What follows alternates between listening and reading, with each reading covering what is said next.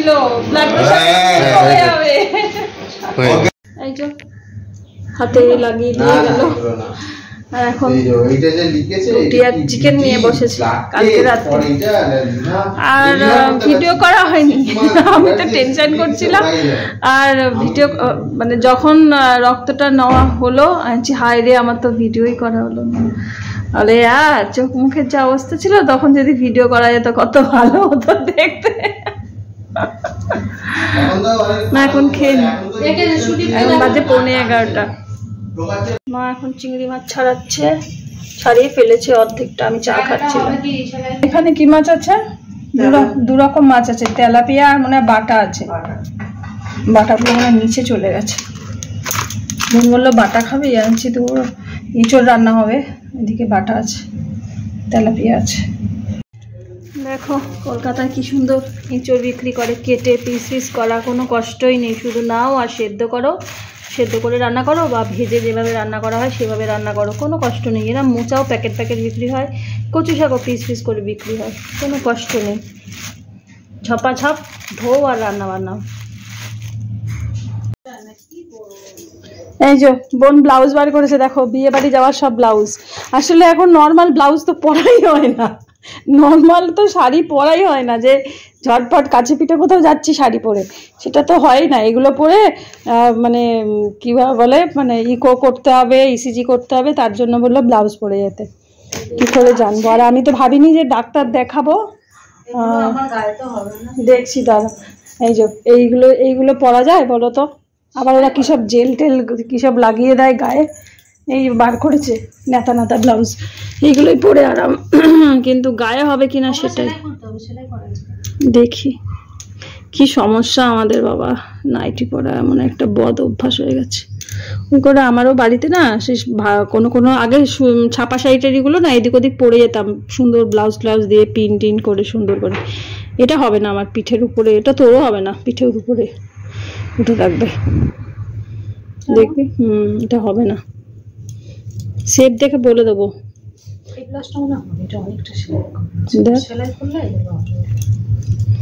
জ্বালা তো ইলাস্টিকের ব্লাউজ বেরিয়েছিল মনে আছে মাঝে এগুলো তো হবে সেই কুচকুচো দেয় ব্লাউজ ইলাস্টিকের অনলাইনে তো এইটা তো পরে যেতে পারবি না হুক নেই তো এটার মনে হয় হুক না থাকলে তো সমস্যা হুকওয়ালা ব্লাউজ পরতে বলছে এগুলো কি বলতো সেলাই করলে কিন্তু সেলাই করলে যদি আবার করি হয়ে যাবে গায়ে সব ব্লাউজ এগুলো পরে গেলেই ভালো হতো এই শাড়িগুলো হ্যাঁ কিন্তু হবে না সব ঝড়া চকচকে এটা অনেক পুরানো ব্লাউজ হবেই না এটা অনেক অনেক পুরানো এই সময় মোটা ছিলাম কিন্তু হ্যাঁ তখন একটু মোটা ছিল কিন্তু বয়সেরও একটা ব্যাপার না বয়সেরও একটা শরীরের একটা খাঁচ মানে কাঠামোর একটা ব্যাপার থাকে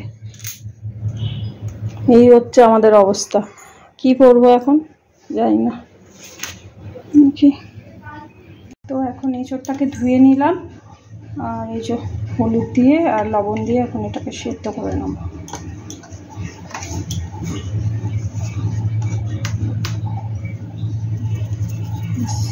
আগে ভেজে বানাতাম ভেজে বানালেও খেতে ভালো লাগে কিন্তু অনেক তেলে হয় মানে ভাজলে সেই বাটিটার মধ্যে অনেক তেল লেগে থাকে এখন একটু অল্প তেলেই রান্না করি তাও এঁচোড় অল্প তেলে রান্না করা যায় না ভালো লাগে না খেতে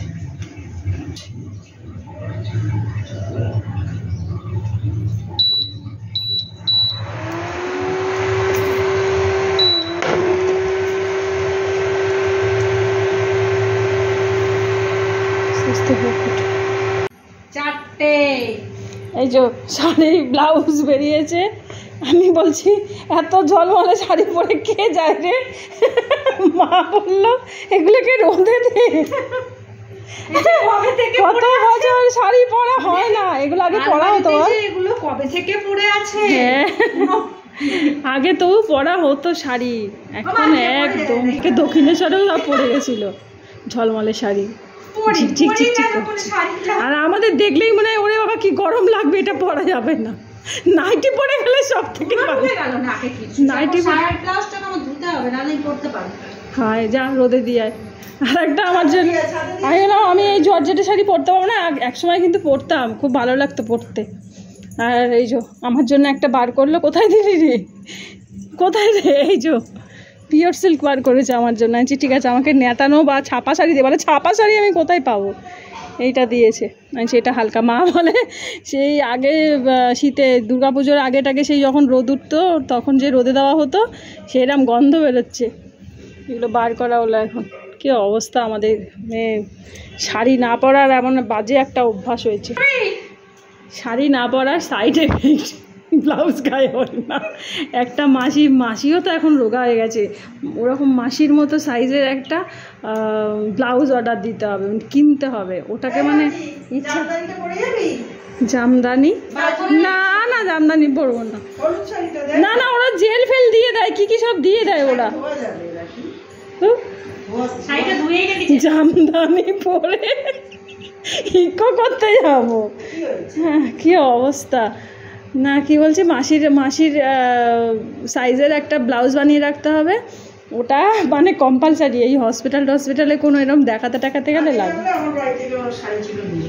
হ্যাঁ সেটাও হতো।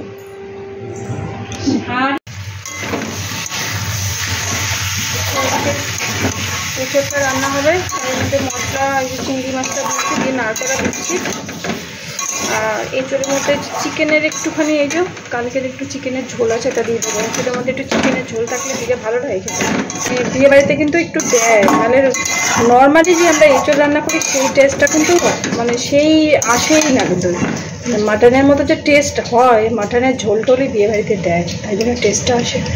তো এখন এই মশলাটা কষাই, আর এর মধ্যে দিয়ে দেবো চিকেনের ঝোলটা।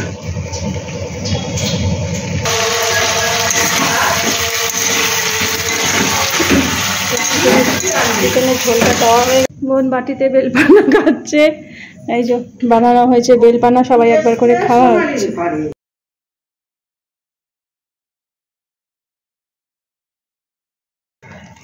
রান্না কমপ্লিট, একটু ঘি দেবো, কিছু না ঘিটা ভালো লাগে। আর আমার বোনের হাজব্যান্ড তো ঘিয়ের গন্ধ বলে কি ঘি দিয়েছো এই করে, এই জন্য একটু আগে ঘিটা দিতে হয় তার রান্নাতে, নাহলে সে বলবে কেন ঘি দিয়েছো, আর আমার হাজব্যান্ড বলবে কেন ঘি দাওনি, ঘি দাও, হচ্ছে ব্যাপার। খেতে ভালো লাগে, শরীরের পক্ষে ক্ষতি হয়, হচ্ছে ব্যাপার। তো টাকা দেওয়াটা এখন আমাদের লাঞ্চ টাইম, চিনুরও লাঞ্চ টাইম, চিনুও ভাতু খাবে, চিনুও বেরিয়ে এসেছে। চলো চেয়ার তলায় আবার মুজবে তোর মা। খেয়ে নাও চিনু, খেয়ে নাও, ঠিক আছে, কেউ ডিস্টার্ব করবে না, তুমি খাও, সাদা ভাত খাও, কেন আর কিছু কেউ যাবাতন করবো না, আমরা এখন খাবো, আমাদেরও খাবার বেড়ে টেড়ে দিয়েছে। এটা আমার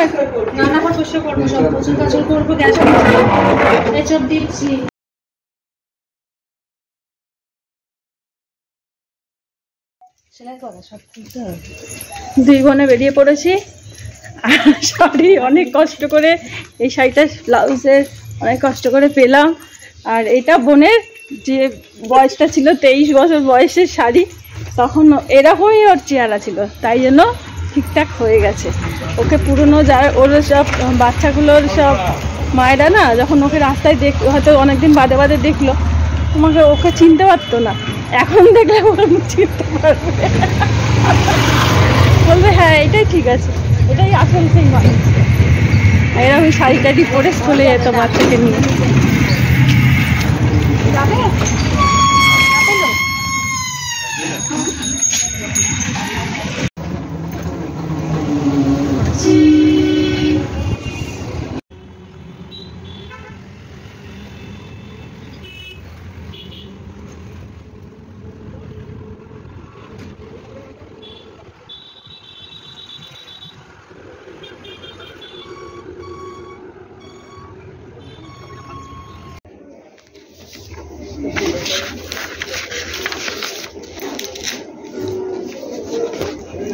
তো ইসিজিটা হয়ে গেল, এখন আমি বসেছি, বোন গেছে, বোনের আর আমার একই রিপোর্ট, মানে একই টেস্ট, অনেক আগেই বোনকে দিয়েছে, তো একসাথে করিয়ে নিচ্ছে, একসাথে আবার ডাক্তারের কাছে যাবো। এখন বোন গেছে সিজি করাতে, তারপরে ইকো আছে, ইকো 2D সেটা করাতে হবে।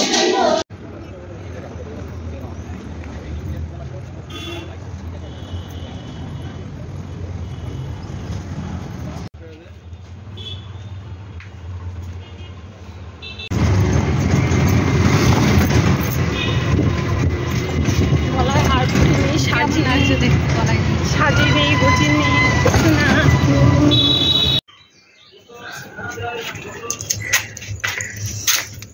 চালিয়ে ফেটে গেছে এটা পরে ফেটে এইটা পাঠিনি এখনো করছে, দেখে মা ফুলকু তুলছে।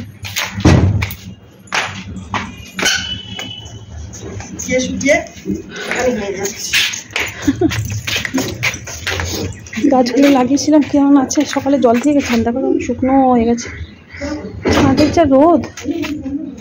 একটা পান গাছ নিয়ে আসলাম লাগাবো বলে। দেখো সজনে, দেখ সজনে ডাঁটা হয়েছে, দেখেছি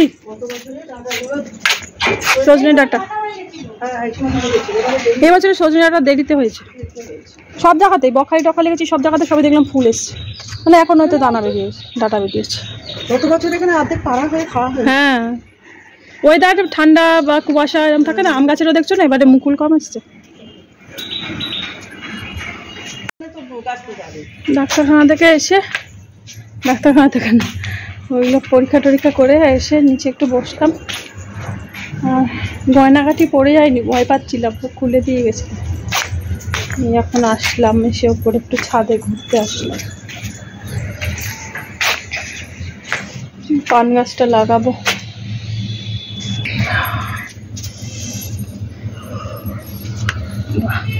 একটা নরমই আছে।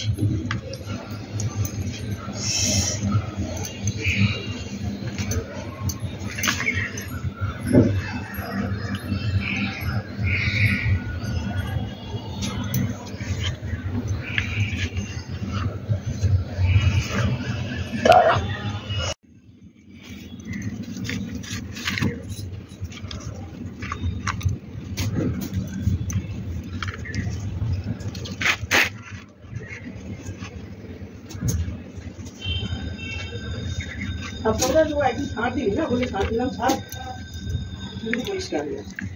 ওই যে কারেন্ট ছিল না বলে ছাদ দিয়ে চান করলাম সন্ধ্যাবেলা।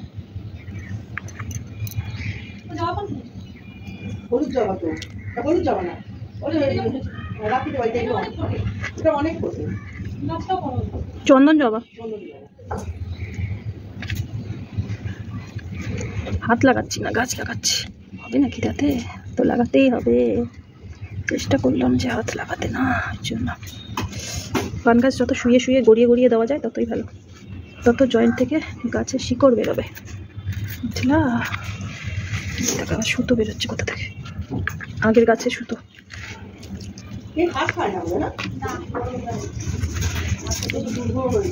প্রত্যেকটা জয়েন্ট থেকে এখন সুতো বেরোবে।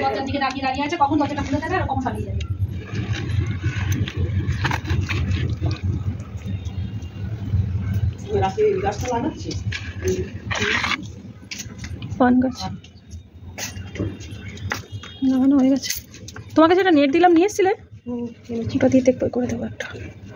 জবা গাছটা মরে গেল না কি জানি কি হবে, ও তো এনে যা করে রেখেছিল, হয়তো একটা হতে পারে, এই ছোট এনেছিস, এই ডালগুলোর মাথাগুলো আবার একটু বেঁচে বেঁচে আছে মনে হচ্ছে। জবা গাছ এরকম না, নাকের বাইরে এরকম না না, বর্ষাকালে জবা গাছ লাগাই রাখি না, আমার জবা গাছটা মানে মরে গেল, শুকনো হয়ে যায়, শুকনো হয়ে গিয়ে তারপর থেকে ওই জন্য তো বর্ষাকালে লাগায়, আবার পাতা বৃষ্টির জল পড়ে তো তখন ও এই হয়, পাতা গজাতে শুরু করেছে আবার, তারপর বলে রাখি মা আবার ফুল ধরে কুড়ি এসেছে।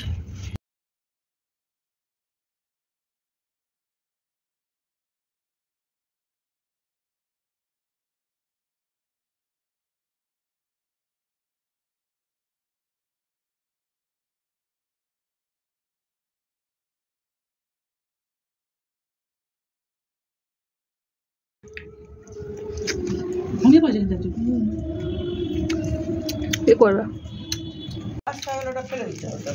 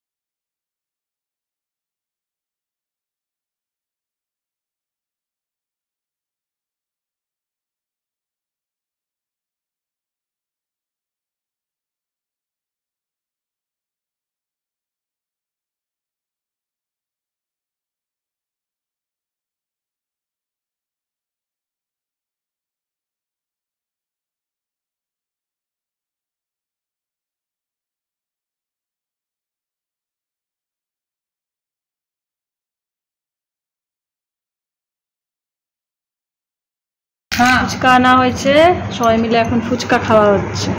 তা আমিও অনেক দিন বাদে ফুচকা খাচ্ছি।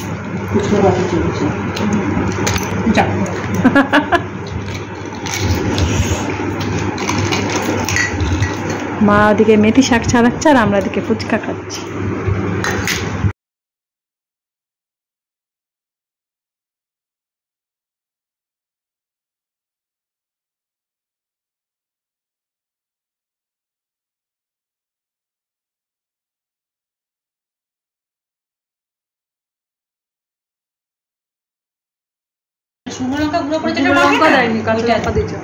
যখন ছোট ছিল আমার বোনপো, আমরা যখন ফুচকা খেতাম তখন ওকে ওই একটা শুকনো ফুচকা হাতে ধরিয়ে দেওয়া হতো, সেটাই খেত কতক্ষণ ধরে।